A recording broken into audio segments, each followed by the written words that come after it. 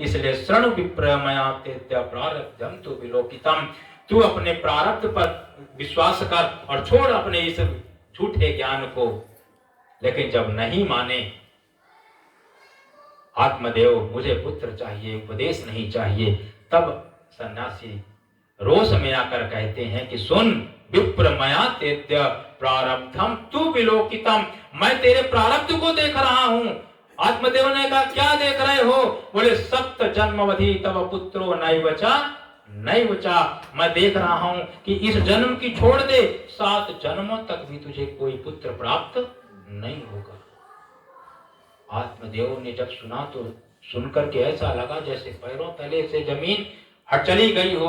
अरे मैं तो इसी जन्म के लिए रो रहा था, ये तो 7 जन्मों का हिसाब किताब सुना दिए, अब क्या करूं? लेकिन आत्मदेव ने तुरंत अपने ज्ञान को चक्षु को खोल करके सोचा कि जो महापुरुष 7 जन्मों के बारे में बता सकता है वो साधारण नहीं हो सकता। इसलिए तुरंत चरणों में पैर, उनके चरणों में अपने माथे को पटक दिया।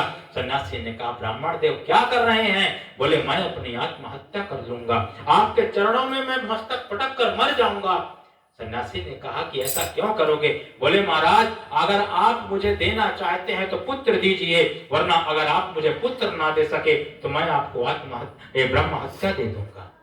सन्यासी ने सोचा अब मैं क्या करूं, अब मरता क्या ना करता। उन्होंने अब एक फल उन ब्राह्मण को दिया, जाओ अपनी पत्नी को खिला देना, और तेन पुत्रः, इस फल के प्रभाव से भगवान ने चाहा तो निर्मला पुत्रः, तुझे सुंदर निर्मल पुत्र की प्राप्ति होगी।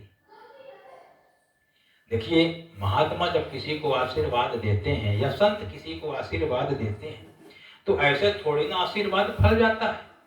अरे आशीर्वाद में जो उनके जीवन की तपस्या होती है, उनके जीवन की जो पूंजी होती है, वो तपस्या ही फल बन करके जाता है और उदित होता है। वरना ऐसे कह देने से किसी की बात सत्य हो जाए तो सब किसी को आशीर्वाद ही देते रहें और सब किसी को श्राप ही देते रहें। किसी महात्मा किसी संत का आशीर्वाद तभी लगता है जब वो तपस्वी होता है। फल दिया, अब तो आत्मदेव की प्रसन्नता का पारावार नहीं, लेकर आए अपनी पत्नी को दिया, ये ले तू ये फल खा ले। किसी महात्मा ने आशीर्वाद दिया है, फल के प्रभाव से पुत्र की प्राप्ति होगी। अब फल दे करके चले गए, बाहर बैठ गए, लोगों से अपनी प्रसन्नता बांटने लगे। इधर पत्नी धुंधली ने सोचा कि क्या करूं, फल खाऊं कि ना खाऊं, फल खाऊं कि ना खाऊं।